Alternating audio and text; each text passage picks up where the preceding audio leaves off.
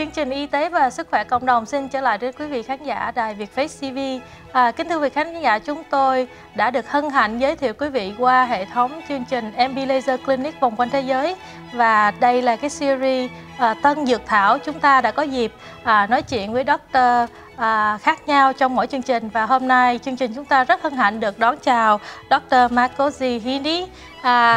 Please welcome our audience Thank you for having to the me. show, please, Doctor. Thank you for having me. Yeah. Kính thưa quý khán giả, thì Dr. Zahidi, he would like to go by Dr. Z. Is that Sure, best? that Yes, works, yeah. yes, Dr. Z, how are you? Good, thank you. Yeah, last week we also had Dr. Z. So Oh. this is Dr. Z. ZM. Yes. So how you do? Good, thank you. Yes. Kính thưa quý khán giả, thì chúng ta có dịp mấy hôm nay tin tức về y tế, chúng ta thấy nhiều tin tức về Ebola chẳng hạn, thì nó rất là có nghĩa là rất là nguy hiểm. Thì chúng tôi muốn đem một cái chương trình về làm sao chúng ta có thể bảo vệ hệ thống miễn nhiễm và làm sao chúng ta có thể bảo vệ chúng ta bằng những cách dinh dưỡng, ăn uống. Và khi mà có những cái vi trùng đặc biệt như chúng ta đang nghe trên tin tức mấy hôm nay thì chúng ta không phải lo sợ. Doctor, lately we have so many news on Ebola, a lot of scary stuff on the news, and I had a lot of my patients worry. Yeah, they really worried. They was wondering, asking, how can I protect myself? So I was talking to them. The best way I would say the immune system. Definitely. But you know, our immune system affects so much from the sleep. Definitely. Yes, doctor. So that's why we like to select the topic today is our sleep disorder. Kính thưa quý khán giả, một cái phương pháp mà bảo vệ hệ thống miễn nhiễm chúng ta quan trọng nhất là cái giấc ngủ của chúng ta. Thì hôm nay chúng ta đã mời được Dr. Z để có thể chia sẻ với chúng ta về cái giấc ngủ và những cái chứng liên quan về giấc ngủ. Dr. Z, can you share with us some of the sleep disorder or what is it? Absolutely. Thanks for asking. The sleep disorder is more of a spectrum of disorders that can begin from something as simple as poor behavior prior to going to bed that just leads to poor sleep, all the way to, on the farthest ends of the spectrum, you have narcolepsy, obstructive sleep apnea, and somewhere in the middle you have insomnia, which is more of kind of you fall asleep and then you wake up in the middle of the night and go back to sleep. So it's not so much of one thing, so much as a spectrum of different causes and different problems. Dear doctor, what caused it? What make all this thing happening? If you look at things on the beginning of the spectrum, on the lighter side of poor sleep, a lot of it begins with just behavior. People tend to watch television before they go to bed. We talked about caffeine earlier. Oh, yes, yeah. That's all things that tend to keep our energy high when in fact you want to try to tone things down before you go to bed to try to help yourself relax, because there's many stages of sleep. And as we'll talk about later, I'm sure, part of the sleep study is us analyzing how long it takes for people to get to sleep, how long they can stay asleep before they wake up, and how long they stay in so-called stages of sleep, each of which has its own meaningful to our physiology. Yes, and that will be done in our sleep study clinic, right, doctor? Yes, I know we have the sleep, we're recording all the sleep pattern, how many times you're breathing, not breathing, and we analyze it and help the patient. But you was mentioned about caffeine and food we should stay away, the habit. How far away should we stay away from our sleep? A couple hours before? What's the ideal number? When we were in med school, one of the top topics that we constantly touched upon in physiology was that question. And it was generally recommended 4 p.m. is a good cutoff, because most people in the United States on average sleep around 9 or 10 p.m. Yeah, we do. Even later than that. Most people later. Children should even be sleeping earlier, because when we talk about sleep, we're talking about a quantity of dedicated time towards sleep. And usually for adults, that's somewhere between 6 to 8 hours on average. But in children, it should be about 8 to 10 hours a night. That's a lot. That's a magic number. Kính thưa các khán giả, bác sĩ Di cho chúng ta biết chúng ta nên ngủ ít nhất là 6 tiếng tới 10 tiếng một ngày, nhưng mà đối với các em nhỏ thì phải ngủ nhiều lên tới 10 tiếng một ngày. So doctor, what if we work a different shift? How are we going to accommodate that? Well, I'm no stranger to that. When I know you. When I did my surgery training, we did all sorts of odd hours, and unfortunately, it's difficult, especially with special types of jobs where people work at night versus the day. The key is to have a pattern. If you can develop a repetitive pattern, that's the most ideal situation.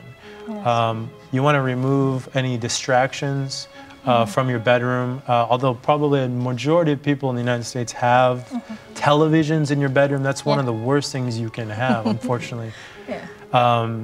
Other objects, weight training or doing extreme physical activity, eating late meals at night. And these are just on the spectrum of sleep behavior modification. When we start talking about things further in the spectrum, we start talking about obesity as a cause for obstructive sleep apnea, which can lead to its own medical problems. We start talking about narcolepsy, which is a genetic problem. So it's really about understanding the etiology or the cause. I also noticed a certain medication patient take will also affect their sleep pattern. Yes. Correct. There's all sorts of stimulants, amphetamines. One thing that's big these days are Red Bulls, Rockstars, energy drinks. They're very high in caffeine, among other stimulants, and so much so it can actually cause heart irregularities. So it's highly recommended to stay away from all those products beginning at 4 p.m. Yes. As for 4 p.m., is that a little bit early? Or can we go a little bit later, 5, 6? What do you think? Well, if you're going to do something later, it'd be maybe consider not so like a shot of espresso. Instead, try something lighter, like a cup of tea. A tea rather than something less caffeine. A little bit, a cup of Starbucks. Right? Correct. Yeah, stay away from Starbucks at night. I know in the sleep cycle, we talk about REM sleep and non-REM sleep, but a lot of our audience is not really clear what it is. Kính thưa các khán giả, thì trong cái giấc ngủ chúng ta thường chúng ta có hai loại gọi là REM và non-REM, có nghĩa là chúng ta ngủ sâu và không sâu. Thì chúng tôi hỏi Dr. Di thêm để ông có thể giải thích cho các nhà.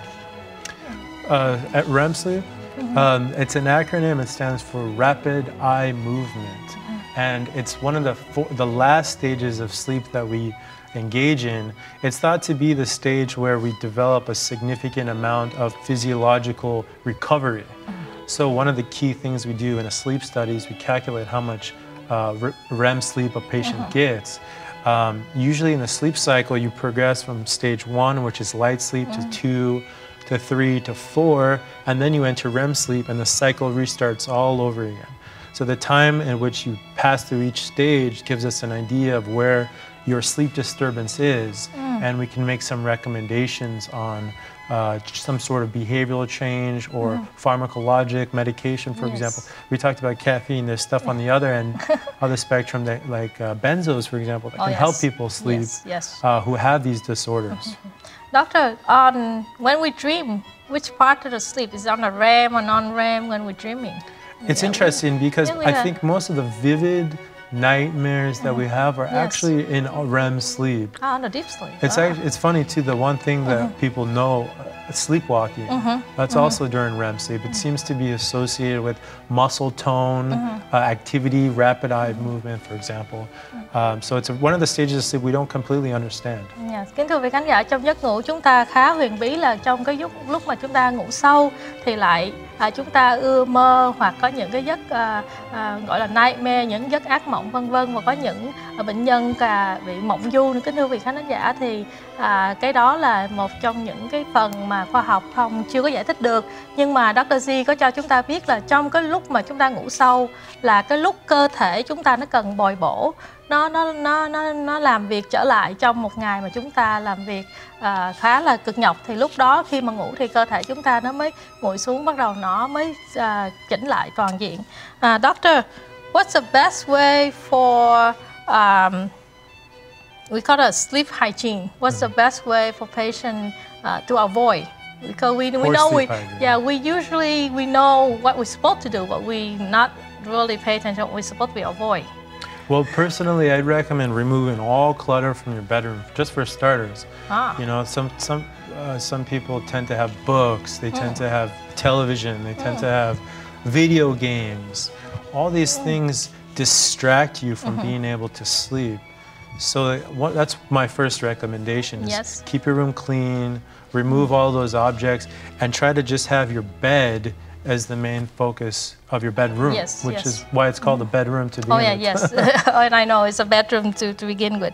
But what is, you recommending some sort of light exercise, or would you not recommend too much? I do highly recommend exercise. I just think recommending exercise earlier in the day if possible. For example, you're going to have dinner 6, 7 p.m. Take a nice light walk for 20 to 30 minutes after dinner. Don't go on a 2-mile jog and sweat and then try to go to sleep.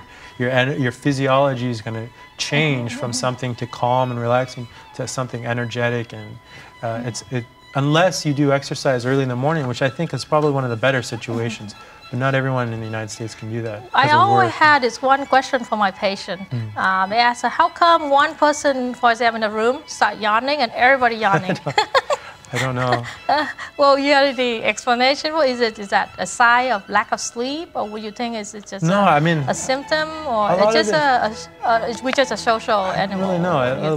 I think it's sort of a mystery to me personally. And, it's not something I focused on personally in my experience, but I can say from my experience that what people tend to do is everyone sort of has fatigue. We're all working, we're all kind of day in and day out taking care of children, taking care of your friends, your family, going out, studying, making dinner, doing your laundry, so that we're all a part of something that makes us a little bit more aware when somebody else is tired, and maybe it reminds us of our own struggle. I don't know. Maybe. Kính thưa các khán giả, thì tôi có hỏi Dr. G là tại sao khi một người trong phòng, khi mà chúng ta ngáp thì mọi người đều ngáp, thì có thể đó là một cái triệu chứng khi chúng ta quá mệt mỏi, khi mà chúng ta mất ngủ hay không. Thì Dr. G cho chúng ta biết có thể đó cũng là một trong những cái triệu chứng. Và kính thưa khán giả, dear Dr. Z, we run out of time. We'll come back in the next segment. Please say bye to our audience. Thank you very much. Kính thưa quý khán giả, chúng tôi xin trở lại với quý vị trong chương trình kỳ sau, và kính chào quý khán giả.